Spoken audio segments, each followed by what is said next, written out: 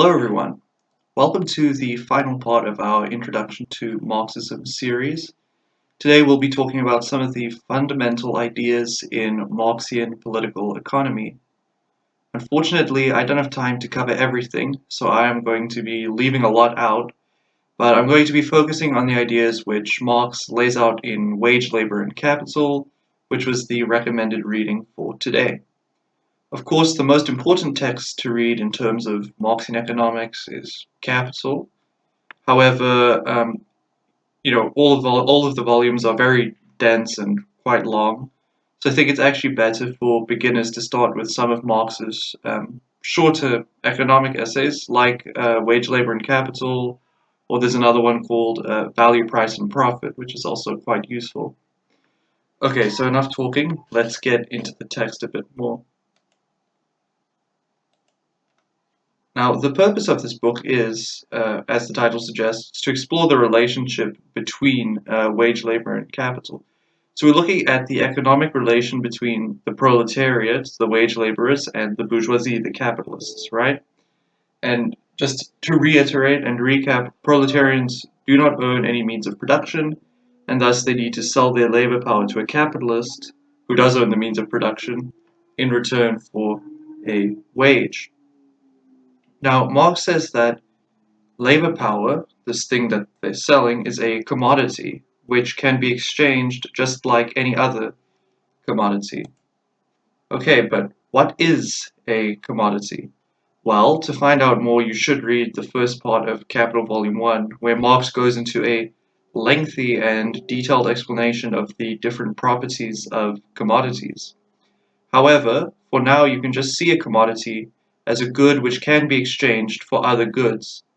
For example, I can trade rice for sugar. Commodities have a few important properties that we need to keep in mind for this lesson. Firstly, a commodity has a use value. In other words, a commodity must be useful for some purpose. So in the example I gave, I can use the rice to cook a meal, or I could use a pen to write. Of course, when you buy a commodity, you then have the right to use it. Keep that in mind when we talk about labor power again. Secondly, it also has an exchange value. This is the amount of other commodities you can get for your commodity when exchanging them. So, for example, if I trade 5 kilograms of rice for 2 kilograms of sugar, then the exchange value of 5 kilograms of rice is equal to the exchange value of 2 kilograms of sugar. And now finally, a commodity also has value. Value, according to Marx, is the average amount of socially necessary labor time required to produce that commodity. So naturally, this depends on what kind of technology is being used to produce commodities. So, for example, if it takes on average 5 hours to produce a shirt in a given society at a given time, of course, then the value of that shirt is equal to 5 hours of labor time. But if I were a capitalist and I had better technology or more efficient machinery and so on, which allowed me to produce a shirt in 2 hours, then I'm going to be generating more value than my competitors in the same amount of time. Okay, so what is the value of labor power then? Well, you can't produce labor power in the same way that you would grow rice or sew a shirt. So the value of labor power is actually given by the value of the commodities required to produce and maintain the laborer, and Marx calls these means of subsistence. Now, the price of a commodity is not always equal to its value. In fact, it very rarely it would be, or it almost never is. And this is because price is influenced by different factors, including supply and demand, which Marx talks about. However, on average, a commodity will be sold at its cost of production. So Marx explains, quote, "We have just seen how the fluctuation of supply and demand always bring the price of a commodity back to its cost of production. The actual price of a commodity, indeed, stands always above or below the cost of production, but the rise and fall reciprocally balance each other, so that, within a certain period of time, If the ebbs and flows of the industry are reckoned up together, the commodities will be exchanged for one another in accordance with their cost of production. Their price is thus determined by their cost of production. Now, the cost of a production of a commodity is essentially the same as the labor time required to produce it, or its value. And again, as Marx explains this,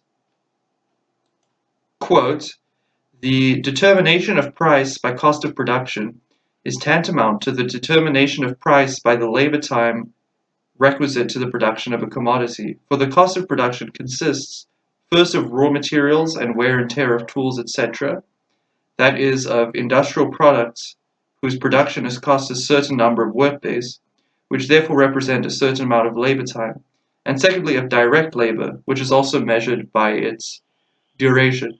So what he's saying is even those raw materials and wear and tear of tools, making those tools, extract those raw materials, took a certain amount of labor time.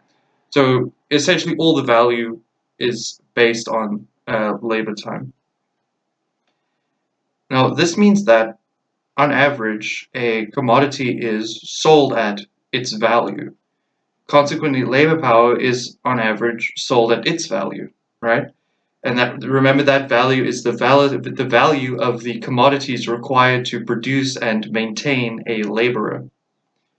Okay, so we've looked a bit at commodities and wages, wages being the money that capitalists pay for labor power, essentially. Let's take a closer look at the production process and then take an example to look a bit deeper. Okay, so we have a very scientific diagram here. Essentially, a capitalist would outlay capital of some kind, raw materials, tools, machinery, workspace, and so on. And then you have to also hire laborers, you have to pay for labor power. And then those laborers work using the capital to produce commodities. Very simple indeed. But an important thing to keep in mind is why this production takes place under capitalism. Ultimately, capitalists want to make a profit, and this means that they need to sell the commodities for a higher price than what they paid for the inputs, what they paid for capital and labor. Remember that on average, a commodity is sold at its value. Now, the inputs in the system have a certain value, but the outputs must have a larger value in order for there to be a profit made. So where does this extra value come from? Well, let's look at a practical example again to illustrate the concept a bit better. Suppose you work for 8 hours a day for 150 Rand. Your job is to make chairs, and for the sake of the example, it takes you exactly 8 hours to make one chair. Now, the cost of the raw materials and tools needed to make one chair is, say, 200 Rand. And a finished chair could be sold for 500 Rand. Well, the raw materials that went into the chair are still the same as they were before. You still have glue, screws, wood, etc. They're all still there in the final product with a value of 200 Rand. This means that you, the laborer, add 300 Rand of value to the finished product with your 8 hours of labor. And this is a unique property of labor power as a commodity. It's the only commodity which enables you to produce more value by using it. The capitalist uses labor power to produce more value, right? In other words, employ someone. But keep in mind here that even though you produce 300 Rand of value, you were only paid 150 Rand in this example. The other 150 Rand was taken by your boss as profit. Now, the technical term for this is surplus value. In other words, you aren't being paid the full value of your labor. You're being exploited in order to turn a profit for the capitalist. And this is why you hear people sometimes say that, profit is theft. Essentially, you're working part of the day to produce the value required to maintain you as the laborer. The value of your labor power is the value required to maintain you as the laborer. In this example, that's the first half of the day, or the first 4 hours of your day. But in the second half of your day, however, you're working solely to produce surplus value for the capitalist. Again, this is going to depend on, each industry and your employment agreement and so on, but just for this example. Now, this relationship means that wage labor is dependent on capital, and capital is simultaneously dependent on wage labor. Proletarians cannot survive without doing wage labor, and capitalists cannot produce commodities and make profits without wage labor. In fact, as Marx points out, and I'm going to quote again, he says, quote, "The existence of a class which possesses nothing but the ability to work is a necessary presupposition of capital." So, comment, that basically means if you have capital, you also need a proletariat. Okay, back to Marx. He says, "It is only the dominion of past accumulated materialized labor over immediate living labor that stamps the accumulated labor with the character of capital. Capital does not consist in the fact that accumulated labor serves living labor as a means for new production. It consists in the fact that living labor serves accumulated labor as the means of preserving and multiplying its exchange value." Now, when Marx talks about this accumulated labor, he means the labor that went into creating the sum of commodities which form capital. However, this capital, the accumulated labor, holds dominion over the living labor, the workers. Of course, these relations are, as you could probably tell, directly against the interest of the workers, because they are being exploited. They are having surplus value extracted from their labor. And as capital continues to grow and accumulate, the domination of capital over wage labor continues to increase.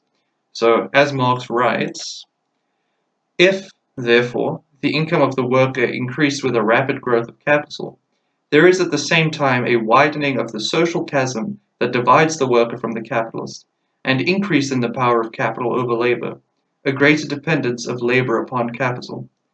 To say that, quote, "the worker has an interest in the rapid growth of capital," unquote, means only this, that the more speedily the worker augments the wealth of the capitalist, the larger will be the crumbs which fall to him, the greater will be the number of workers that can be called into existence, the more can the mass of slaves dependent upon capital be increased. We have thus seen that even the most favorable situation for the working class, namely the most rapid growth of capital, however much it may improve the material life of the worker, does not abolish the antagonism between his interests and the interests of the capitalist. Profit and wages remain as before in inverse proportion. Sorry, that was a very long quote. But to make this a bit more political, what we should realize is that this entire mode of production is completely opposed to the interests of workers. So the proletariat has a vested interest in abolishing private property in its entirety. And actually, until this happens, the antagonism between the interests of capitalists and workers will pretty much always be present, which is what Marx is pointing out there at the end. That's all I want to say on this topic for now. However, this is our last lesson, so I do want to say a few things as a conclusion to this series. Firstly, I hope everyone who watched and attended the live sessions enjoyed these videos or the live sessions, and that you all learned something. Hopefully, I managed to pique your interest in these topics. I want to encourage you to learn more and read more on your own, because we've really only scratched the surface of what Marxism is actually about, and there's still a lot to learn and a lot to be covered. Now, in future, there will probably be more series like this, potentially with a different format, and we'll continue to discuss and cover more topics. We might also have more discussion sessions where we discuss a certain book, a certain thinker, certain concepts, and so on, and those should all eventually be uploaded to the YouTube channel as well. But yeah, as a send-off, I just want to say thank you for following this series, and thank you for listening to me.